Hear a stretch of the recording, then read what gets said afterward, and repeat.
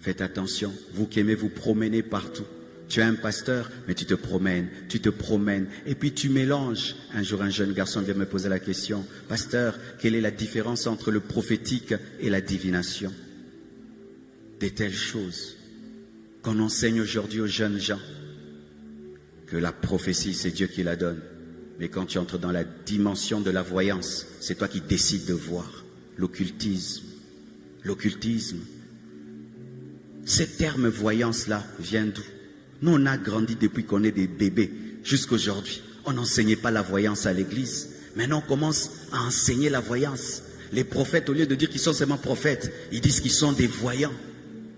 Un nouvel évangile qui amène des démons, où on voit des jeunes garçons cherchant la parole de connaissance au lieu de jeûner, de prier, qui invoquent devant des bougies, avec des pentagrammes, avec des parfums.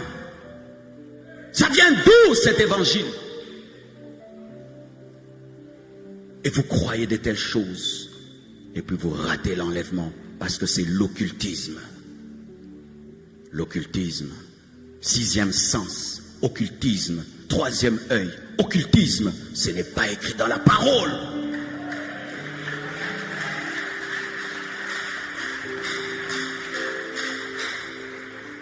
On n'enseigne pas aux chrétiens à se concentrer, mais à se consacrer.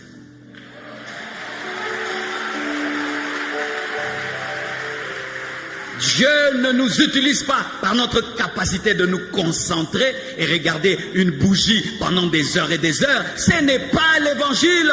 Il faut croire en Jésus et aimer Jésus, vivre dans l'amour, et Dieu va t'utiliser.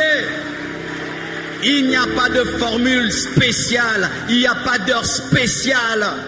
Des enseignements sur les anges. Nous ne connaissons que le nom de des anges, Michael et Gabriel, c'est tout. Tous les autres, on ne connaît pas. Et Lucifer qui s'est égaré. Mais des enseignements sur les anges. Oh, je marche avec mon ange, je marche avec le Saint-Esprit. Je marche avec le Saint-Esprit. Oh, tu dois connaître ton ange. Je n'ai pas le temps de connaître mon ange. Lui doit me suivre. Mais moi, je connais Jésus. Je connais le Saint-Esprit. Et je marche avec le Saint-Esprit. Je n'ai pas besoin de connaître mon ange. Je n'ai pas besoin. Ça paraît être des bons enseignements. Ce sont des hérésies. Des hérésies. Paul n'a jamais prêché ça. Pierre n'a jamais prêché ça. Nos pères n'ont pas prêché ça. Et la jeunesse, vous aimez des enseignements occultes magiques. Les magiciens n'entreront pas au ciel.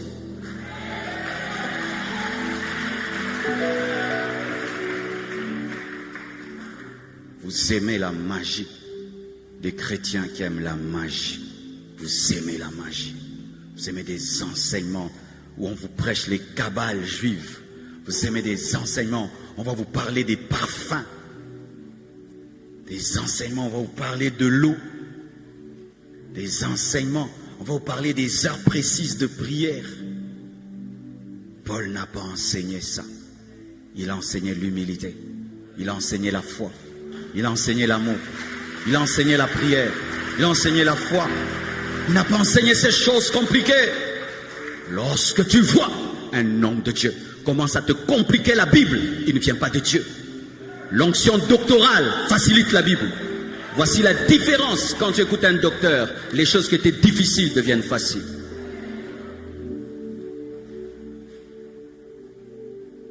Faites attention à ce que vous croyez. Un chrétien ne peut pas perdre son salut. Tu peux faire n'importe quoi, tu iras au ciel. Faire n'importe quoi, aller au ciel. On joue avec Dieu ou quoi? Une fois que tu es sauvé, Dieu t'aime, il t'aime. Même si je vis dans le péché, oui, Dieu t'aime, Dieu t'aime, Dieu t'aime. Vraiment. Dieu me pousse au péché. Dieu tolère mon péché. Il a changé ou quoi? Il a changé ou quoi? Quand quelqu'un te prêche la grâce, si tu sens que quelqu'un te prêche la grâce, il t'enlève la crainte de Dieu. Il n'a pas bien prêché. Quand on enseigne de la grâce, ça te pousse à la crainte de Dieu. La grâce enseigne à renoncer aux œuvres mortes. Parce que quand on me dit que quelqu'un est mort à ma place, je veux tellement l'aimer que je veux obéir à ce qu'il dit. Mais on ne peut pas me dire que quelqu'un est mort à ma place et puis je continue à faire les choses qui l'ont tué. Non, c'est une mauvaise manière d'enseigner la grâce. Et à cause de cela, il y a des gens qui vont rater l'enlèvement parce qu'ils se sont jetés dans la boue au nom de la grâce. Vous croyez quoi? Faites attention aux livres que vous lisez. Un livre peut t'égarer. J'ai lu un livre. Au début, c'était bien, mes frères. Milieu, c'était bien. À la fin, on commence à dire dans ce livre-là, quand tu veux prendre une décision, imagine des gens, cause avec eux. Je dis, oh, mais ça c'est la télépathie. J'ai fermé le livre, mais je vois les gens aiment parler de ce livre partout. Partout. Oui, je vais même citer le nom de ce livre-là. Réfléchissez et devenez riche.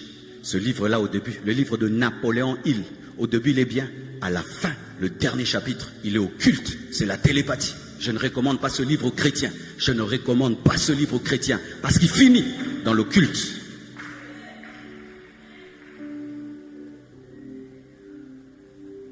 Ne lis pas tout livre. N'écoute pas toute prédication. N'écoute pas tout enseignement. Quand tu es la femme de quelqu'un, tu ne donnes pas ton oreille à tout le monde. Une véritable femme n'écoute pas tout le monde. Oui, n'écoute pas tout le monde. Et des fois on dit, oh, vous ne voulez pas que vos fidèles puissent se promener. Tout vrai pasteur ne veut pas que ses fidèles se promènent. Pourquoi? Dieu, je rendrai des comptes de vos âmes. Je rendrai des comptes. Je rendrai des comptes. Dieu me demandera vos âmes. Alléluia. N'écoutez pas des prédicateurs qui se contredisent. Tu écoutes celui-ci, casse l'autre. L'autre, il casse l'autre. Tu vas croire quoi? C'est comme ça qu'on est des chrétiens qui ne font plus rien. Quand tu suis des conseils de régime, des fois tu arrêtes sur YouTube. Ceci te dit mange, l'autre ne mange pas, mange, ne mange pas, et puis tu laisses. Et des fois, quand tu es en train d'écouter trop, ceci va te dire hey, la foi suffit. L'autre va te dire la foi et les œuvres. Et puis après, tu bugs. C'est comme ça que vous buguez. Même quand vous allez sur YouTube, on ne clique pas sur toutes les vidéos. Il y a une vidéo que tu peux suivre comme ça. Il y a un venin, un serpent qui sort dedans. Il te mord. Ah. L'Esprit me dit de vous dire une chose. Tu sais que quand le diable te cherche dans le péché, impudicité, tout ça, il ne te trouve pas. Tu sais là où il va te chercher? Il va te chercher dans ta doctrine, la bouleverser. C'est tout. Et t'avoir. Il fut un temps, j'ai été attaqué par un esprit d'athéisme, mes frères, comme vous me voyez là. J'étais chrétien, serviteur de Dieu dans notre église. J'étais à l'université. Je vais à l'université. Le professeur dit que Dieu n'existe pas. Et la preuve qu'il donne, il dit parce que l'homme existe. Comme l'homme existe, Dieu n'existe pas. Frère, j'ai cru que ça ne m'avait rien fait. J'ai cru que ça ne m'avait rien fait. Mais quand je rentre à la maison, j'entends une voix qui me dit que Dieu n'existe pas. Le premier jour, je pense que c'est la blague, que ça va finir. Le deuxième jour, et plus le temps passait, la voix grandissait.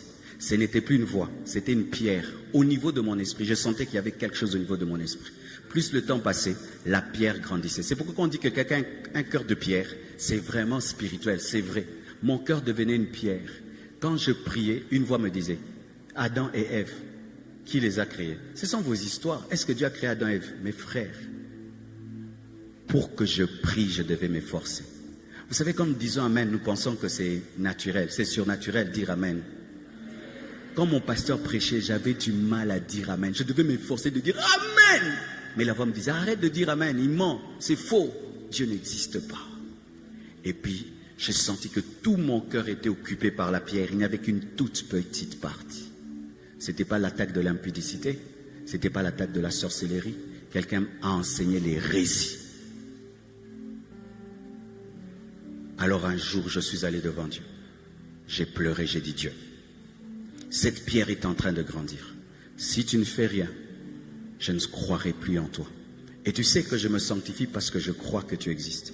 Mais si je ne crois plus que tu existes, je vais retourner à mes péchés. Fais quelque chose. Frère, si tu es sincère, Dieu ne t'abandonnera jamais. Et tu sais comment Dieu m'a sorti de là? Il m'a enseigné. Les voies de Dieu sont insondables. Des fois, tu peux avoir un grand problème. Tu penses que Dieu va utiliser des grandes méthodes, mais il va utiliser une petite méthode. Des fois, quand tu vois Goliath, tu penses que Goliath va être tué par un géant, mais sera tué par une petite pierre. Parce que Dieu n'est pas obligé d'avoir un géant contre un géant. Il a besoin de te prendre une pierre par rapport à un géant. Alléluia.